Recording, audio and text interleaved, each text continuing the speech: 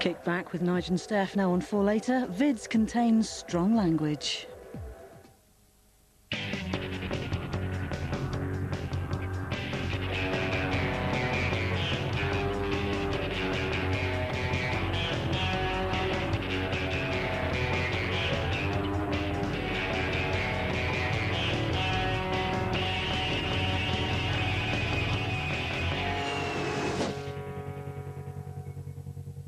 After that brief glimpse of stiff dick in The Idiots, no art house film is now complete without lazy lobs and semi-hard-ons. Pornographic movies were previously the only place one could see hardcock fanny action, but now it's making the transition into the mainstream.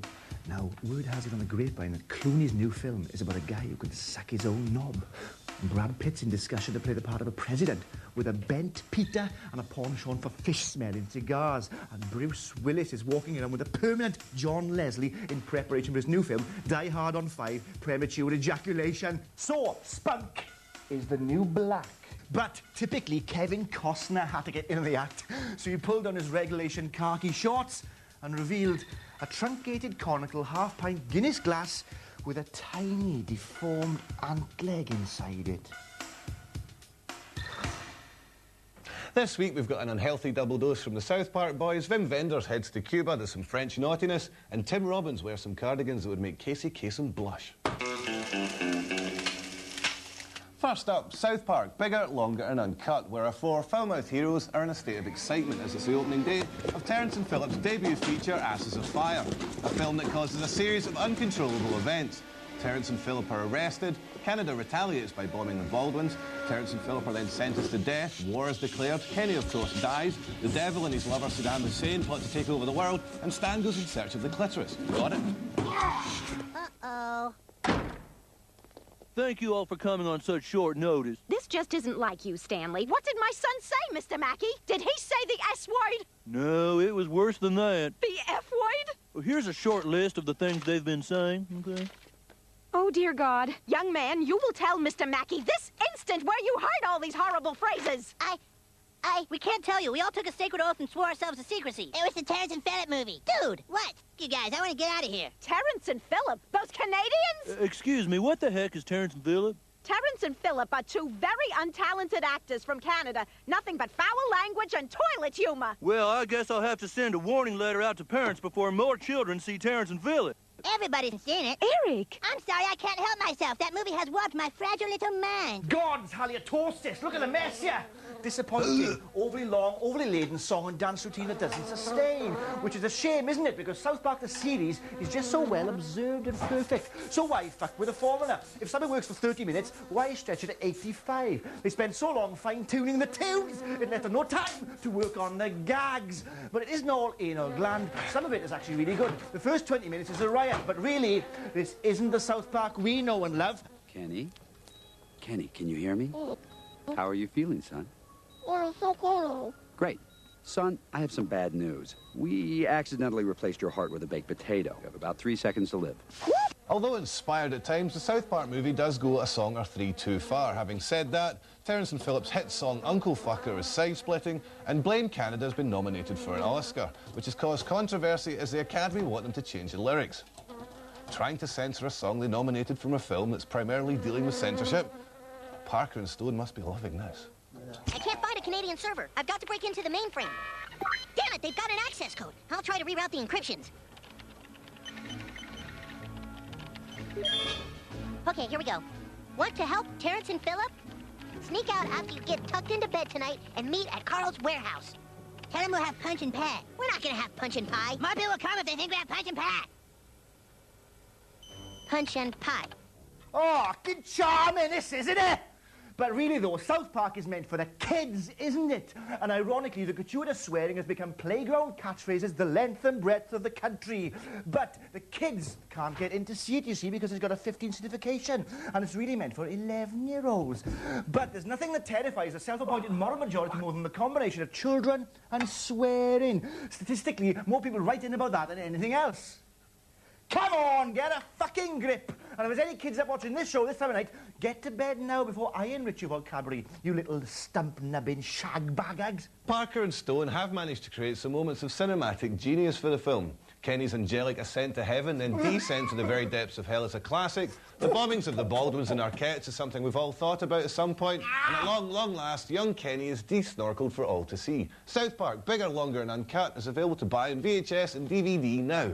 Let's leave the rancid details of inner city life behind us and visit my mad bad half-brother Lingus out in the country. Steffi boy!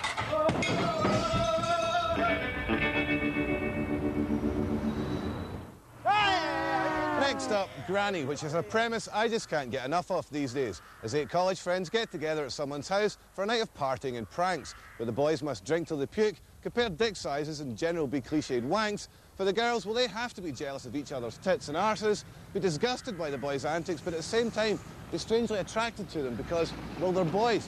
They put these 8 college students together for the night, and you just know the gore's going to flow. Hey! Hey! Well, Tom, you're scaring me. Tom, you hanging out in the basement again by yourself? Trying to trick us?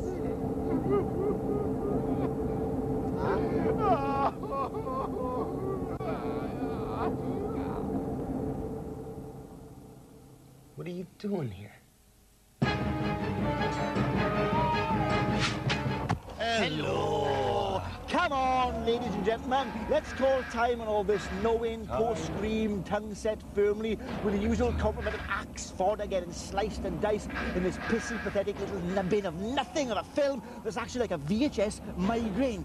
When I was watching this, I felt my head throb like a swollen sweat gland under my armpit that I knew I had to lance, and the only thing that came to hand was a spoon and a clipper lighter. So I heated up the spoon and I was scooping out the gack from under my armpit, which is a lot more gruesomely eviscerating than anything they managed to achieve in this shit of a film.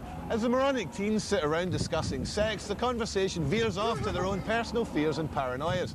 At which point in the proceedings, you find yourself on your knees praying for the bloodshed to commence, hoping that what actually happens to them is as sick and original as your own thoughts that have been forming in your mind since they first appeared on screen. I'll get you out of here.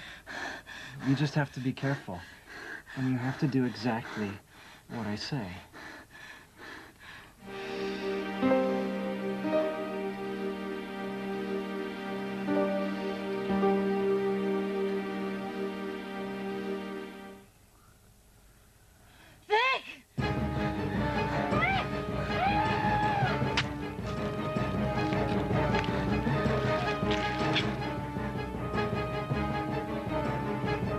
Thank you very much for the lift, you crazy witch bitch.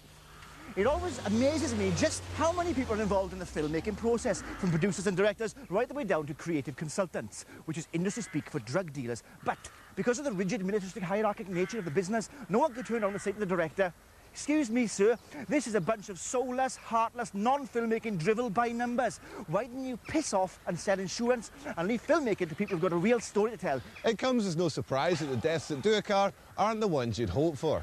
OK, I admit the knitting needles in the eyeballs and the suffocation had crossed my mind, but things just aren't taken far enough.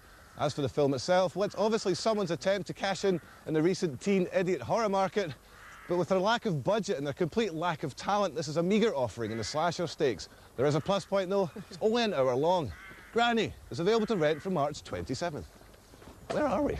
Well, from the smell of rancid, piss-stained farras, I'd say over here, Lingus is aboard, yonder over hillock. Oh, cool. Are we there yet? Almost. Are we there yet? Almost. Are we there yet? Look, there's Lingus's house. Lingus, we've come to visit you bastard. Next up, the Buena Vista Social Club. Cult director Wim Wenders, while working with musician Ry Cooder on the End of Violence soundtrack, had the idea to document a return visit to Cuba by Ry to reunite with some old wrinkly musicians he'd previously worked with.